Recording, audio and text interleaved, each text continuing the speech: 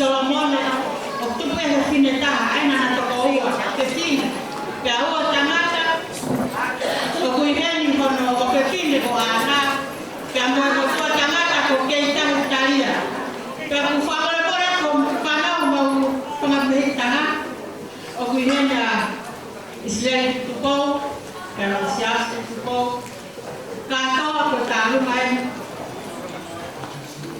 Solomon e ko hoku ki uhiki eni o kune whai a tālunga la mwini.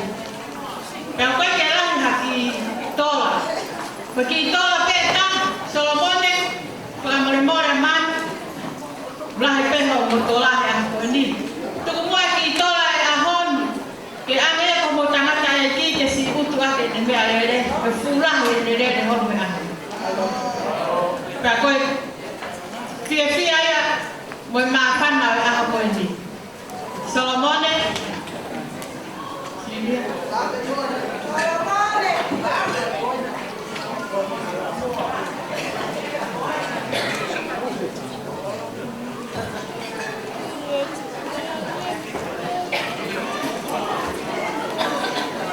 Halo, Silvia, kaya biema.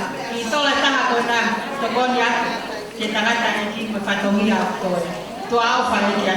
Koko e pena e aha na so mai pasila me ha ki ko lo fa ko lo mai da mo te ki ko ta kai ni. O fa la ya. Halo. Ini besi to ko lo te fa pe ta no moni. Pea e tu i mai fa ma moni. DJ, halo.